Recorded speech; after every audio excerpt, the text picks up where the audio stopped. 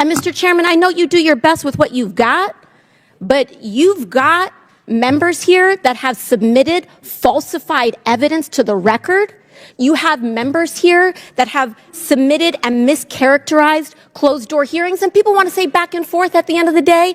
It doesn't matter what party it's happened from. You've got members who've engaged in revenge porn in this committee. President Trump has an international real estate portfolio that he has amassed over decades. I'm quite sure if you go back through all of the hotel receipts before he was president of the United States, that you had foreign dignitaries staying at Trump hotels all across the world. Will the gentleman yield? I'm not going to yield, Mr. Raskin. I'm making a point because they're actually very nice hotels. They look good. People like staying there. President Trump was not running the Trump Organization when he was president of the United States. To my recollection, Eric Trump, the president's son, was actually running the Trump Organization when President Trump was president of the United States. So if he had a portfolio of hotels and people choose, through Expedia, through Kayak, through hotels.com, if they choose to go and stay there, how is that the president being in violation of what the emoluments clause? That's what you're citing? Stop. Ladies and gentlemen, America, this is ridiculous. The Biden family has no business. They've never had a business except for politics. The hearing you're about to watch is a textbook example of Democrats' privilege being exposed in real time. Hunter Biden ignores a subpoena, stages a press moment, and walks out mid-proceeding, and Democrats call that good faith. Byron Donalds didn't raise his voice, he stuck to the facts. And the entire narrative unraveled. This wasn't about race feelings or political spin, it was about equal treatment under the law. And that's where Democrats clearly got uncomfortable. Hit like, subscribe, and stay with us. Let's watch the full clip before I break it all down. Be very clear, this isn't about Hunter Biden's white privilege, it's about Hunter Biden's Democrat privilege. Because Donald Trump Jr. showed up for 5 congressional subpoenas. There was never this circus where he was subpoenaed by House Democrats and he showed up on the Senate side or showed up at the White House to answer in some fake, phony, lame press conference, not actually going to the House and doing what he was compelled by a subpoena to do. Hunter Biden did that. And then he has the unmitigated gall to show up here when we know that we're going through actually the legislation for contempt with, by the way, Mr. Chairman, we should actually get to the legislation of contempt. The speechifying is great, but let's do our business, members. He has the gall to come here, show up, and then when the Democrats are saying, hey, he wants to speak, he leaves. This is a joke. This is a farce. The man has been subpoenaed by Congress. Oh, and by the way, the January 6th committee, Mr. Raskin, which you did sit on, by the way, that was not a normally ordered committee of Congress because Nancy Pelosi did not want the Republican members that then Leader McCarthy put up. According to the courts, it was. My time, sir. Will you yield for a correction? I was respectful of your time. I didn't say anything. So, ladies and gentlemen, let's move forward with our business. He should be held in contempt. There was a subpoena. He did not answer it. Any other American will be held in contempt by Congress. Any other. This is Democrat privilege of the highest order. Let's do our jobs. I yield. Gentleman yields. Chair now recognizes Ms. Ocasio-Cortez from New York. Thank you, Mr. Chair. Just to address briefly, quickly, that moment about privilege and all of this that we're seeing here. It was a very beautiful speech. As also the Republican side had mentioned in their many raisings of the January 6th committee, that it's not just Hunter Biden, you, me, any individual subject to equal treatment under the law, to be held up to accountability under the law, but it is also these committees and this committee that is subject to oversight and law. We must comply with the law here as well. Now, I may be one of the very few people that actually believes in Congress, in this country. But I do, and many of us do here. And we have an obligation to engage in good faith participation to execute and comply with the subpoena. The chairman said in front of the country several times to Hunter Biden, you can show up here in front of the world, in front of the public. Hunter Biden took him up on that offer. He said, I will show up in public. I will show up in public. He showed up here today. He showed up here in the past.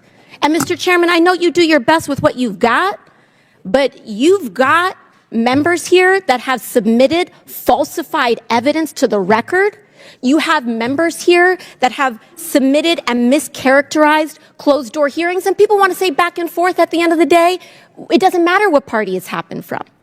You've got members who've engaged in revenge porn in this committee.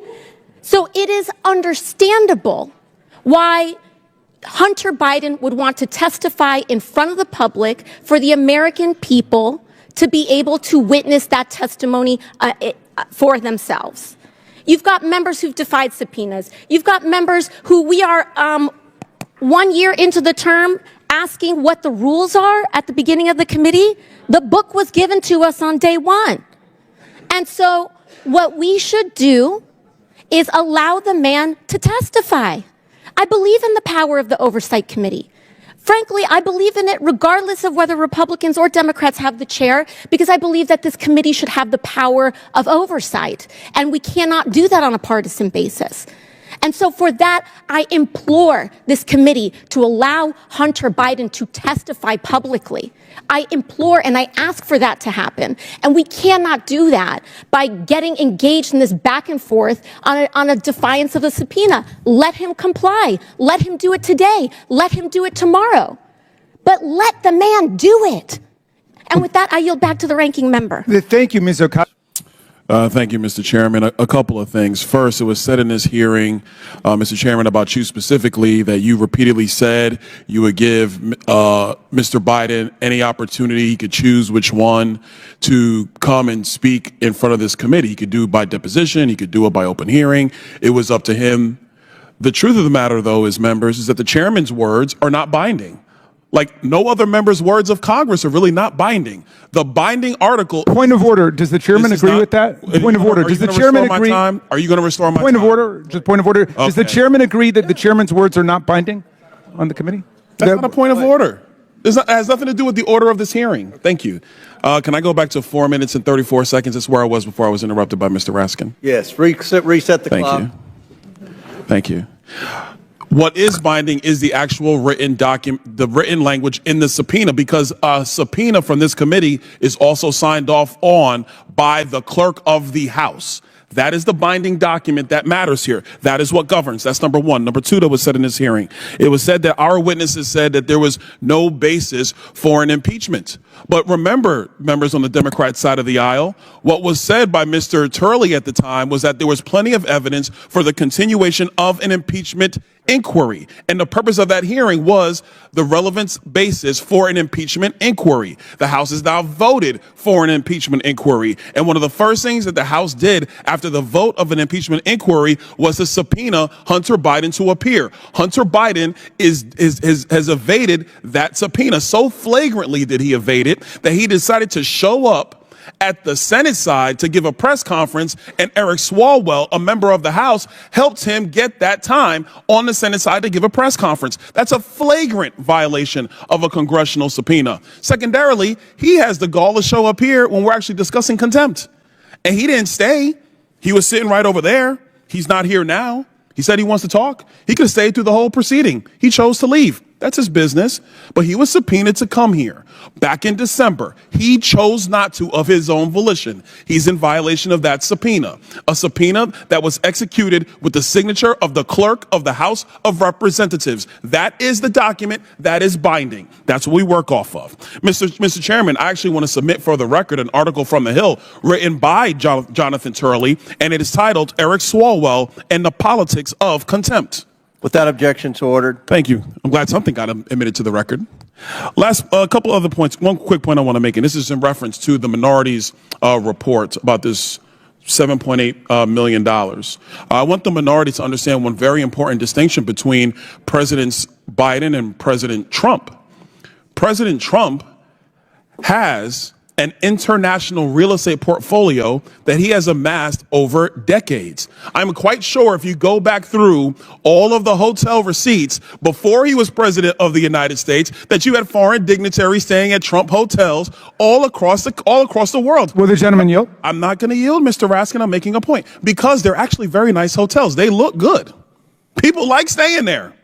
President Trump was not running the Trump Organization when he was president of the United States. To my recollection, Eric Trump, the president's son, was actually running the Trump Organization when President Trump was president of the United States. So if he had a portfolio of hotels and people choose, through Expedia, through Kayak, through hotels.com, if they choose to go and stay there, how is that the president being in violation of what the emoluments clause? That's what you're citing? Stop.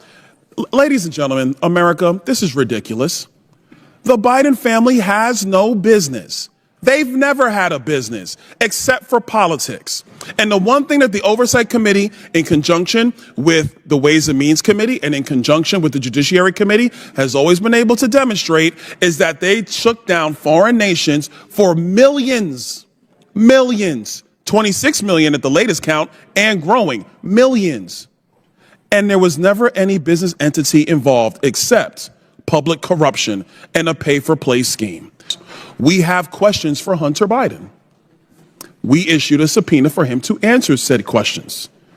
He ignored a congressional subpoena as a private. Now that you've seen it all hair race, the truth Democrats don't want said out loud. Byron Donalds was surgically precise, and that's why they hated it. Hunter Biden was subpoenaed, period. That's the end of a discussion. When a private citizen ignores a congressional subpoena, Congress moves for contempt. No special rules, no emotional exemptions, no interpretive dance about intentions. That's how the law works, unless your last name is Biden and your party runs interference. The comparison Donalds made absolutely wrecked them. Donald Trump Jr. showed up for 5 subpoenas, no cameras, no theatrics, no walking out while Congress debated his contempt. He complied. Hunter Biden didn't. Instead, he turned a legal obligation into a media stunt, held a fake press conference, showed up just long enough to smirk, and then bailed. That's not cooperation, that's entitlement, that's Democrat privilege in HD, and right on cue, AOC jumps in to do what Democrats always do when facts get uncomfortable: change the subject. Suddenly it's January 6th committee. Decorum, feelings, vibes, and accusations are flying in every direction except the one that matters. None of that cancels a subpoena, none of that changes the law, and none of that explains why Hunter Biden thinks he's above it. Her biggest blunder was suggesting that the chairman's public comments somehow overruled a written subpoena. That's not ignorance, that's desperation. Byron Donalds shut it down instantly. A subpoena signed by the clerk of the House is binding, not speech is not. Press conferences, not whining on cable news. Law beats feelings every time. Then came the kill shot. Donalds drew the contrast. Democrats pray you never noticed Trump had a global business empire long before politics. The Biden family had nothing but politics, and suddenly millions start flowing in from foreign interests. No products, no services, just access. That's not coincidence. That's the definition of pay for play. This wasn't a circus created by Republicans. This was accountability knocking, and Democrats slammed the door because they don't like who's on the other side. Byron Donalds didn't posture. He prosecuted the argument, calm, factual, and devastating. And that's exactly why Democrats lost control of the